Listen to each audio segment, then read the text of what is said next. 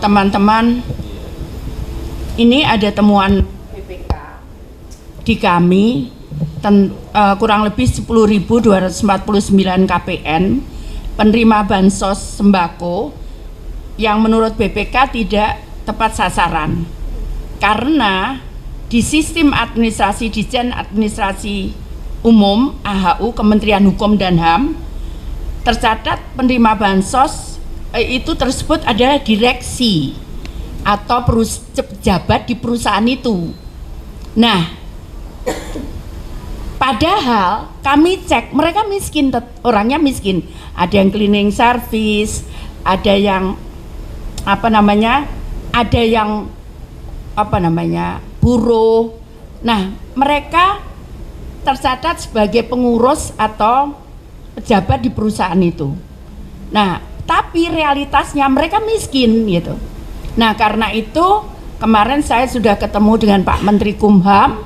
Beliau sudah, Bu Risma dibuka. Saya ingin menyampaikan semua pihak saja yang memberikan data untuk harus diteliti dulu siapakah mereka. Jadi ada pihak terkait yang menangani masalah itu sebelum masuk ke Kumham. Nah, itu yang harus diteliti dulu. Karena kalau di kami lah dia tetap orang miskin, dia memang kenyataan cleaning service, ada yang tadi buruh dan sebagainya. Nah, kalau dilepas dia orang miskin gitu. Nah, itu yang pertama. Yang kedua, nah kemudian yang ketiga, jadi saya masuk kan akhir Desember 2020, ya kan? Terus setelah itu BPK menyampaikan bahwa ada beberapa temuan BPK beberapa tahun yang lalu itu yang belum kami tindak lanjuti di Kementerian Sosial. Nah, karena itu saya menindaklanjuti hasil temuan BPK itu. Jadi awalnya saya ngomong sudah aku sampai Pak Jokowi gitu mulai 2019 saya selesaikan. Nggak bisa Bu, ini ada temuan katanya staf saya, ada 2017, ada 2015, dan terakhir yang saya tangani itu sampai 2004. Terakhir saya nangani sampai 2004. Nah, kemudian jadi saya ingin menyampaikan saat itu kemudian kita ada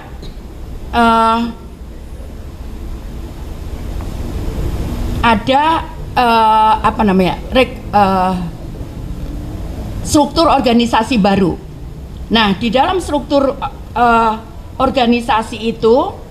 organisasi baru itu jadi semula kan kami menyediakan struktur organisasi dengan tujuan untuk penghematan.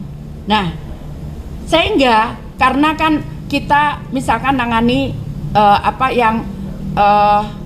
korban penyalahgunaan nafsa itu jumlahnya ya banyak, tapi tidak sebanyak kalau kita nangani orang miskin. Akhirnya kita gabung, jadi itu ada yang nangani narkoba, ada nangani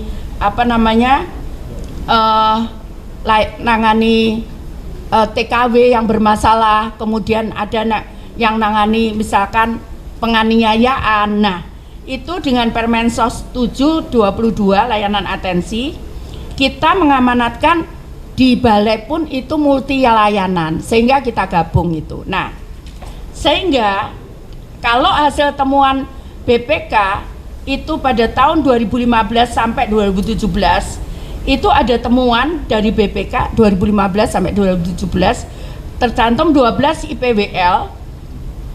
IPWL itu singkatannya Institusi Penerima Wajib Lapor. Nah, itu ada temuan untuk melunasi ganti rugi. Total temuan dari 12, 4 diantaranya telah melunasi. Jadi 12 itu 4 sudah melunasi, 8 itu belum melunasi. Nilainya saya tidak sebutkan IPWL-nya apa, tapi nilainya itu total temuan itu 1.479.569.600 rupiah. Sudah ditindaklanjuti sebesar 154 juta 713.332 yang belum terselesaikan atau belum ditindaklanjuti pengembaliannya oleh BPL sebesar 1.324.856.268 rupiah. Jadi kenapa kemudian atas dasar temuan-temuan BPK tadi kemudian saat ini kita memang masih menangani korban naksa, tapi kita langsung P2P begitu, yang kita gunakan dengan standar seperti datanya seperti DTKS untuk penanganannya. Nah, jadi pada tahun 2022 kita menangani 36.194 juta 12.000 rupiah. Rinciannya dengan SOTK lama, OTK lama, karena perubahannya tuh di pertengahan tahun 2022 itu 17.848.616.000. Nah, kemudian SOTK yang baru untuk menangani nafsa dan orang kena HIV/AIDS sekitar anggarannya adalah 18.345.396.096. Demikian.